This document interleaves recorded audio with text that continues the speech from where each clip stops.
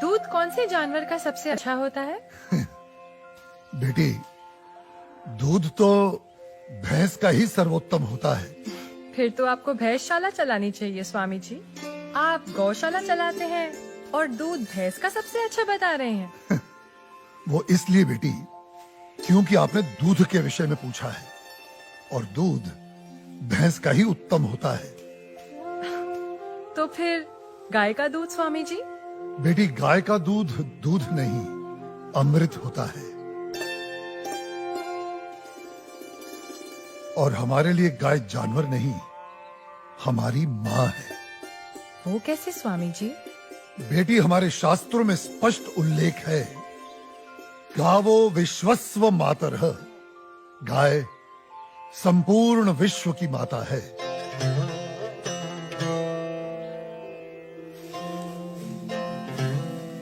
बेटी, गाय ही संसार में एकमात्र ऐसा प्राणी है जिसके अंग अंग से संसार को लाभ प्राप्त होता है। गाय दया, ममता और त्याग की देवी है। गाय लोक मंगल का स्वरूप है। लोक मंगल का स्वरूप है? वो कैसे स्वामी जी? हाँ बेटी, गाय का दूध पीने से शरीर के साथ साथ मस्तिष्क का भी विकास होता है। गाय के दूध में 8 प्रकार के प्रोटीन्स, 6 प्रकार के विटामिन्स, अनेकों प्रकार के एमिनो एसिड्स और न जाने कितने प्रकार के दुर्लभ तत्व प्राप्त होते हैं। It's a complete and wholesome food. ये मानव शरीर के प्रत्येक रोगों के लिए वरदान है, इसीलिए ये अमृत है। अब तुम गौमूत्र को ही ले लो। गौमूत्र बेटी अद्भुत औषधि है और हमारे आयुर्वेद में तो कई सारी जीवन रक्षक दवाएं गौमूत्र को केंद्रित करके ही बनाई जाती हैं। अच्छा। क्या आपको पता है, अमेरिका अपनी दवाइयां बनाने के लिए काऊ यूरिन इंडिया से ही इंपोर्ट करता है। रियली? अब आओ गोबर पर। काऊ डंग, जिसका अज्ञानी लोग बहुत मजाक उड़ाते हैं, वही गोबर ईंधन और खाद यानी कोल और मैन्योर का काम करता है। It's a natural fuel and fertiliser. आपको पता है बेटी, गांव के कच्चे घरों की दीवारों पर गोबर लेपने से उन पर सूर्य की सख्त और विषाक्त किरणों का असर ही नहीं होता। ओह। बेटी, हमारे शास्त्रों में कहा गया है कि गाय के खुरों से उड़ी धूल यानी गोधूली अपने मस्तक पर लगाना तमाम तीर्थों में स्नान करने के बराबर है। लेकिन स्वामी जी, आपने ये गौशाला खोलकर जो बूढ़ी और दूध ना देने वाली गायों को शेल्टर दिया है, अगर कोई कसाई इन्हीं गायों को काटकर उनका मांस अगर बाजार में बेचता है, उसे तो 30-40 हजार का लाभ हो सकता है। लेकिन आपने तो इन बूढ़ी गायों को शरण देकर उसके पेट पर तो लात मार दी है। उस बेचारे का तो रोजगार छिन गया है स्वामी जी। हम कितने एहसान फरामोश हो गए हैं बेटी। चलो आज एक कैलकुलेशन करते हैं। एक गाय 20 से 25 साल जीती है। वो अपने जीवन काल में 15 साल हर रोज 15 से 20 लीटर दूध देती है।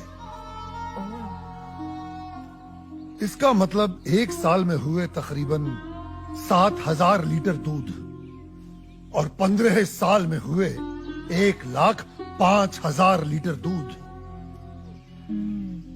अब आप अंदाजा लगा लो, 1 लीटर दूध कितने का बिकता है और 1,05,000 लीटर दूध कितने का बिकेगा। अब तुम वैसे ही गोबर और गौमूत्र का भी गणित जोड़ लो। तुम्हारी आंखें फटी और खुली रह जाएंगी कि एक गाय अपने पूरे जीवन काल में कितने करोड़ों रुपए मनुष्य को कमा कर देती है। बेटी, अनेक इंडस्ट्रीज काऊ डेयरी और उसके बाय प्रोडक्ट्स पर टिकी हुई हैं। और ये गणित यहीं खत्म नहीं होता बेटी। उसकी मृत्यु के उपरांत उसकी चमड़ी, उसकी अस्थियां भी काम में आती हैं। उससे भी लोग पैसे कमाते हैं। आप 30-40 हजार रुपयों की खातिर उस ममता की मूर्त को जीवित काट कर व्यापार करने की बात कर रही हो, उसे खाने की बात कर रही हो। और कितना त्याग, कितना उपकार चाहिए एक प्राणी से। जिस मां ने अपने जीवन काल में हमें इतना धन दिया हो, हमारी सेवा की हो, उसके वृद्ध हो जाने पर, उसके बीमार हो जाने पर हम उसका त्याग कर दें, उसे अबैंडन कर दें। धिक्कार है ऐसी सोच को। बेटी अपनी मां के वृद्ध हो जाने पर उसे बेचा नहीं जाता, उसे काटा नहीं जाता, उसकी सेवा की जाती है। मैं आपकी बात से सहमत हूँ स्वामी जी, लेकिन आपका पॉइंट ऑफ व्यू प्रेजुडिस भी तो हो सकता है, क्योंकि आप एक हिंदू हैं। ओ मैडम जी, आप बिल्कुल गलत बोल रही हैं। मैं एक मुसलमान हूँ और मेरा नाम इस्लाम मुन्ना शेख है और मैं इस आश्रम का ग्वाला हूँ। और हमारे कुरान पाक में कहीं भी गाय के गोश्त को खाना नहीं लिखा है। हम हिंदुस्तान में रहते हैं। अगर गाय हिंदुओं की माँ है तो गाय हमारी भी माँ है।